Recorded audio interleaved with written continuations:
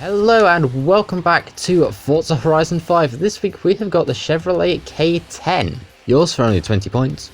And yes, it starts in D-Class. Anyway, this thing has 175 brake horsepower, 290 foot-pounds of torque, and weighs a whopping 3,936 pounds. So it's a very hefty thing indeed, but it does have a cool little 5.77 litre engine.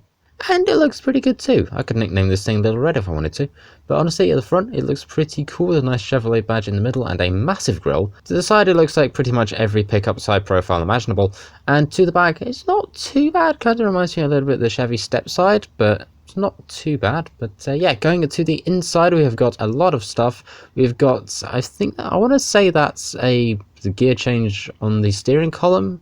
But at the same time, it's not animated, so I really don't know. But we do also have a few dials and stuff here too, as well as your radio over to the right hand side.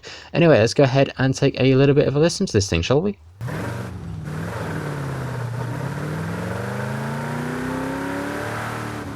So here we are now over in the upgrade shop. Let's go ahead and jump straight to conversion because there's honestly some pretty cool things for this. There's only 3 engine swaps, but they are mad. We have got a 6.2 litre V8, we've got a racing 7.2 litre V8, and another V8 with 1,750 brake horsepower. I think you can see a trend of where these trucks have been heading.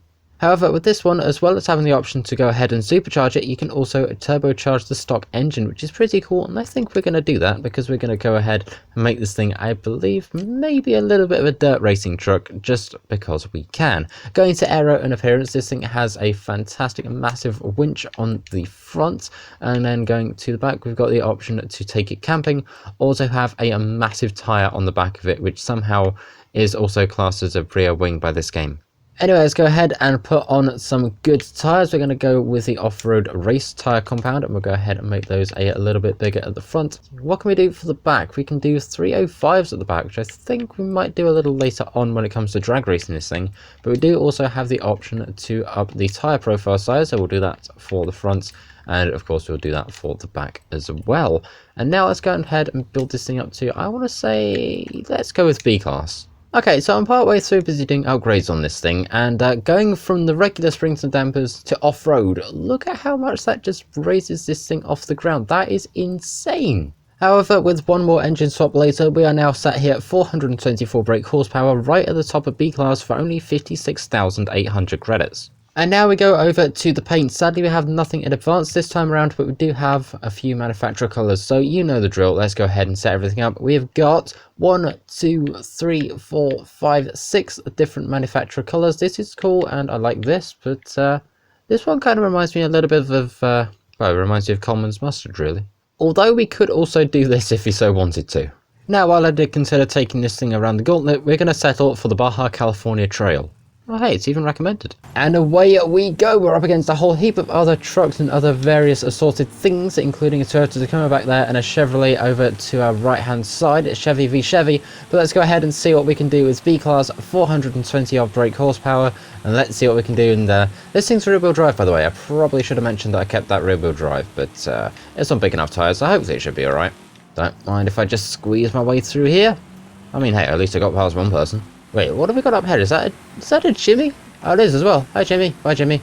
Up front is yet another Chevrolet. It is once again Chevy v Chevy, and the Chevy is going to win. Thank you very much. We'll just take that spot with a little bit of extra assistance, shall we say.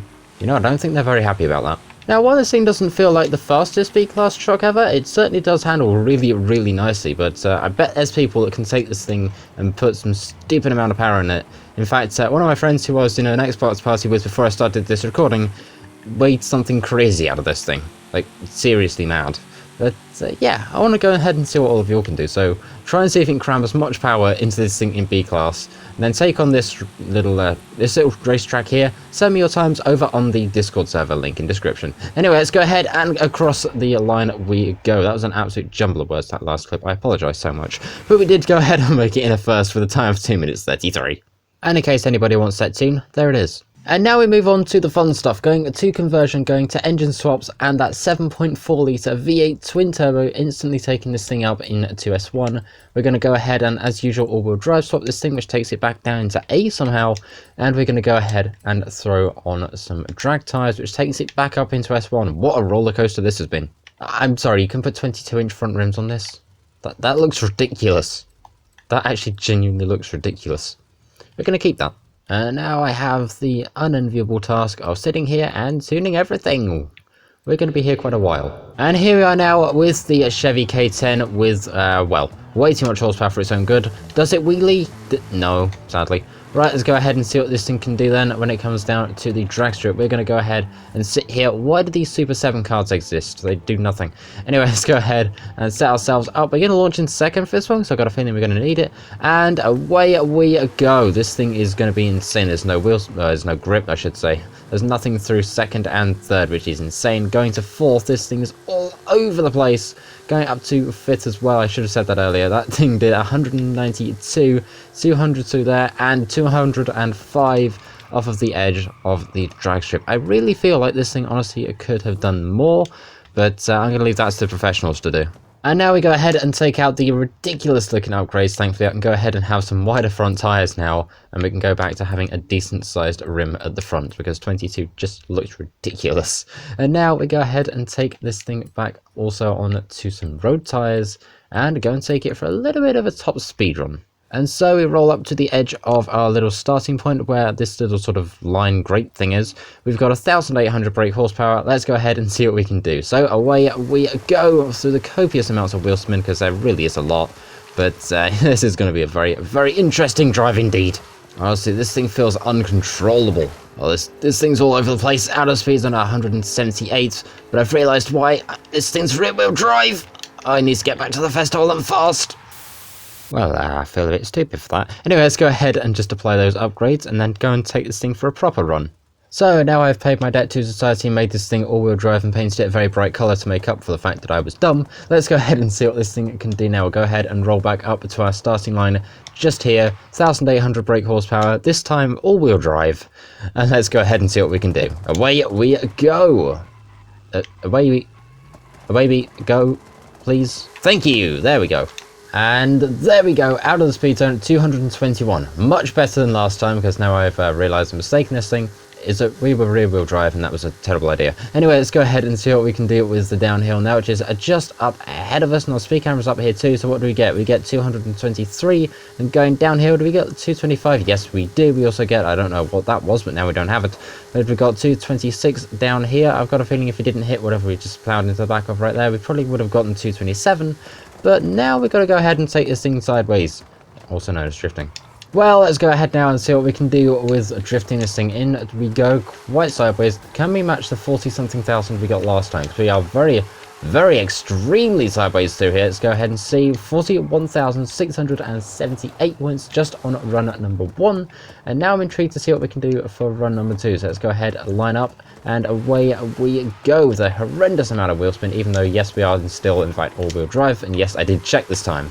Let's go ahead and see what we can do. We can clout the edge of a bridge and then stuff it up entirely. Awesome. Let's do that on again, shall we? Okay, let's go ahead and take another look at this thing going back the other way now. We're at all-wheel drive. We've got very sideways, much, much better.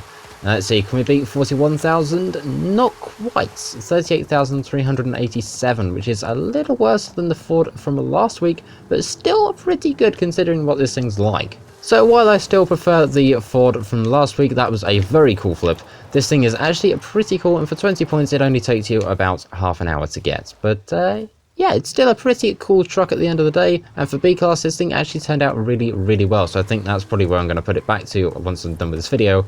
But yeah, thank you very much for watching. Go ahead and pick one of these up for yourself and let me know what you think of it in the comments. Like, share, comment, subscribe, and I'll see you in the next one. Tech out. Bye!